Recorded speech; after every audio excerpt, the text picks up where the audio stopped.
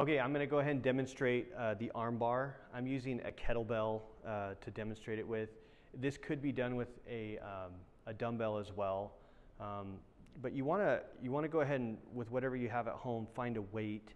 I like the kettlebell because we can sort of do a grip test, and the grip's really important to understanding how heavy you should lift with your upper extremity. So a simple grip test you can do with a kettlebell that you don't really have the opportunity to do with the dumbbell is you can make sure that you can hold whatever weight you've chosen in what we call a bottoms up grip. So, and you wouldn't want to go any heavier than you're able to maintain this position with the kettlebell. That's not what we're going to do for the drill, but this is a simple grip test we can do to understand how heavy we might go with our weight.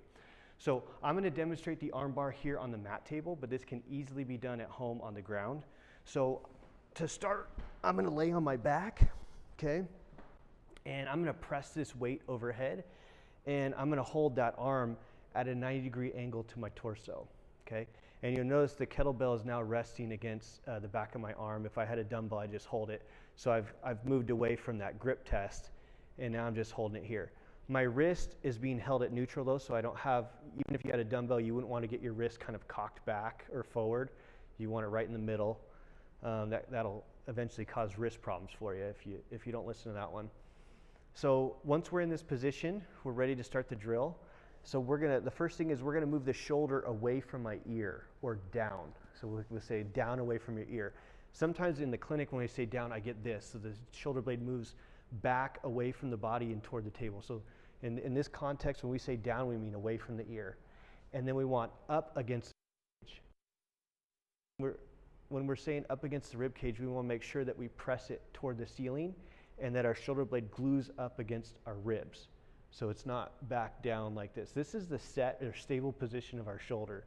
And half of the drill is we're just going to see if we can maintain that position. Now for some of you, this might be where the drill, it might be hard to do anything more than this. But often we're assigned this drill because there's an inadvertent connection between the neck and the shoulder, meaning the neck and the shoulder are having a difficulty operating separately from one another. So once we're in this position, what we're going to do is we're going to try and roll our neck to the right and left and maintain this shoulder position. So as you do it, what you might find is as you start going to the left, it might feel a little. You want to check and see if that shoulder can move away from your ear and up against your rib cage, and see if suddenly thereafter you can go a little bit further. So this is the arm bar. And the other thing we can do with this is once you've got that separation between your shoulder and your neck, you can actually practice moving your lower body and making sure that you can dissociate or separate your upper body from your lower body while maintaining that set and stable position of the shoulder. So this is the arm bar. Go ahead and try that one at home.